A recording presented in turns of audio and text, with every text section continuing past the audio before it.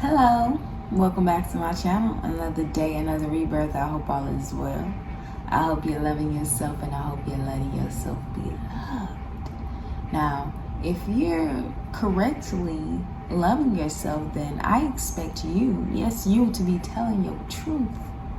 No matter who and what is in the room, you better be telling your truth with all your might and all your heart. And I say this because Spirit brought this word to me, and I've been thinking about how I've been making these videos and not expecting them to get any views, but just expecting them to reach people on similar journeys and frequencies. And I'm proud that they've been doing that. I'm proud that I have been helping somebody. And I'm able to help or guide people because I've had a crazy ton of experiences, painful experiences, embarrassing experiences. And a lot of them really has just been centered around me having to stay grounded and tell my truth no matter what is going on, no matter what chaos came about from it. And I think we have to not be so afraid of chaos. Some of us are disruptors, and by telling your truth, you're going to have to learn how to be okay with knocking all that ish over and leaving the room with your chin and head up. Like, who cares? Telling your truth has the ability to create and destroy worlds, and you have to be okay with that because the tongue is a powerful thing. And that's why a lot of people don't want you to speak their truth, your truth. Well, their truth too, because speaking your truth can hold some of their truths, and you can destroy their worlds or the false worlds they've created. And a lot of people like to recruit people to believe them, recruit people to hate you, but you have to stand 10 toes down and be able to speak up. Because people are praying over your throat chakra and they don't want you to speak up, but you have to be okay with that. And I've been placed in situations where I spoke up and I thought people would have my back. I'm usually, I would say, a karmic energy in the room. I feel like one of my purposes is creating chaos so there can be peace, right? You have to go through death so you can have rebirth, and death can be a chaotic thing or it can lay on you gently. And that's who I am, and I have to be okay with that, especially going into new environments, new jobs. And I'm like, this is going on and ain't nobody said nothing, and I gotta be the one. I always have to be the one. And I used to be like, why?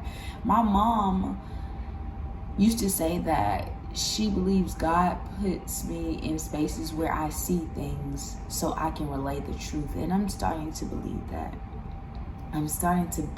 Now, I'm not trying to be Captain Save, HOE or anything, but sometimes, if not me, then who?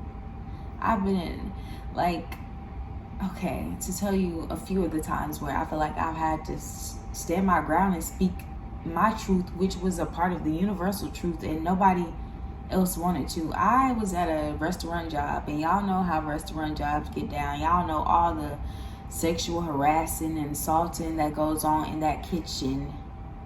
Y'all know what be happening to Sally, and everybody's like, this is how it is, this is how it's always gonna be.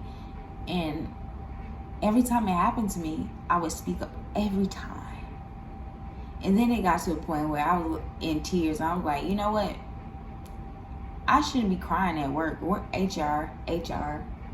is HR?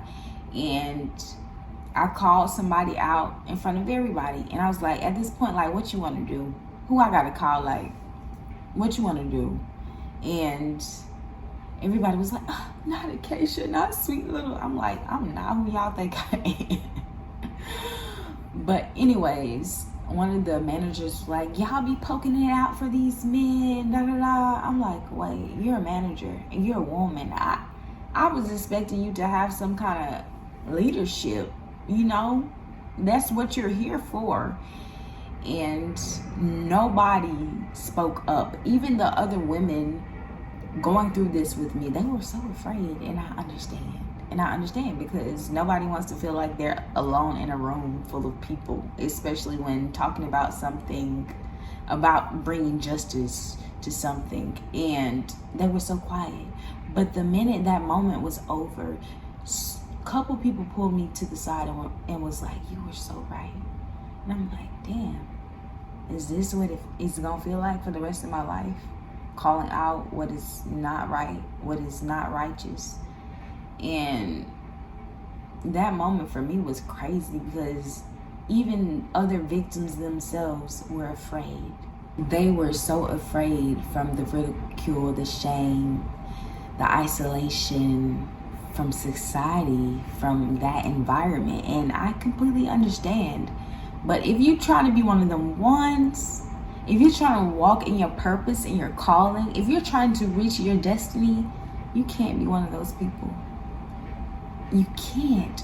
I mean, we've all been one of those people, maybe, where if something happened, whether big or small, where we're like, dang, I should have said something. But in order to walk properly in your purpose, to dismantle oppressive systems, you have to speak up. You literally have to speak up.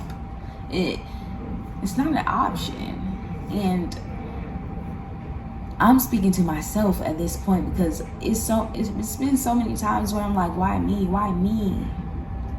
Another time where I was in a room of people I thought were my close friends. Mind you, we're in a dorm room. We all kikiing, having fun, sharing stories about ourselves. And there's this duo, this biracial duo, they're brothers. And we were talking about gorgeous women who we thought were gorgeous. And I brought up Bria Miles. And one of them goes, well, dark-skinned women are not aesthetically pleasing to me. I might not appear dark-skinned on this camera, but I'm a little chocolate, right? And I'm like, even if I wasn't, I would have still spoken up because that's crazy to say a whole demographic of people are not aesthetically pleasing. And so I was like, what is that to say in a room full of black women? And he got to calling me everything but a child of God because I called him out, and I was like, what you want to do? That's me. Y'all may be finding out that I'm one of those what you want to do type people, because I'm so peaceful, calm, and collect. But when it comes to disrespect, what you want to do? And so of course people painted me as the angry black woman, and I don't care about being the angry black woman because it's shit to be angry about. So he called me all kind of names, and no one's telling him about himself. Everyone's like, calm down, you're doing too much. I'm like, what? Did y'all not hear him say that? And a girl that was sitting directly beside him was like, I didn't hear nothing he said. He didn't say that. I'm like, girl, you heard everything he said, but I'm gonna walk out this room and never turn back.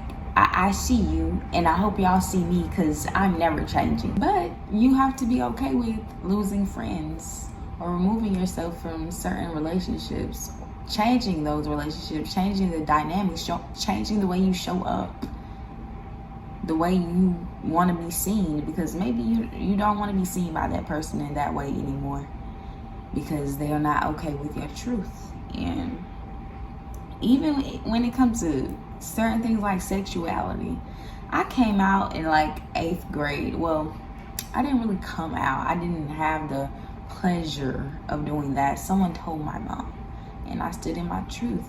And yeah, a few things came from that, but they always knew that I was a if it we ball kind of person. Like, nobody gonna stop me, nobody gonna disrespect me from being myself. And I've had moments relating directly to my sexuality where I had to stand 10 toes in a room full of people who hated me. And it is what it is. And sometimes I look back at those moments and I'm like, dang, that was very painful for me. No matter how strong I appeared, it was very painful. And this video, I'm not here to minimize what you went through or minimize the impacts or power and the emotion you must pull from to tell your truth, because it's not an easy thing. But if you want to be who God called you to be, if you want to even meet that person in the mirror who God called you, if you even want to see that person in this lifetime, you have to tell your truth, because one truth leads to another. Sometimes we got to be honest about one thing so we can see the bigger picture. Me being honest about the pain that I endured in those rooms while people were painting me as the bad guy by simply just honoring myself. I looked over all of that for years, and then I finally told my truth, and it made me see people for truly what they are. Like, even me telling some of those people, y'all left me in those rooms for dead. Y'all left me for dead to argue with people who hated my guts, and y'all stayed silent. And then have them show up in this point in my life and kind of gaslight me. Okay, I told my truth. Now I'm seeing yours, and now I'm seeing exactly who you've been this whole time. You have to honor yourself at every second, every hour of the day. And I know there's something you've probably been thinking about that you've been holding in, and you probably would have chosen to hold it in for another lifetime. But you have to set it free because it's weighing you down. Don't be a bag lady. If it ain't Gucci or Chanel, stop carrying them bags. Stop carrying them bags, because they gonna weigh you down. And then you gonna want to hold on to something or somebody that really loves you, and those bags gonna weigh them down too, because you're not willing to honor and tell your truth. And there is gonna be some people that are gonna love you down, that want to know your truth, and they will hold your truth and honor it with you. And I believe in you, and I believe that you will step in your calling. I believe you will speak up. I believe that you will honor your throat chakra. This is the time to do it. It's turning a new leaf. Literally, it's falls. Things are falling away. Relationships are falling apart. They're changing. Let it happen. And tell the world your truth, and tell the world your experiences, because it's meant to be heard. I believe in you. I love you. Until next time.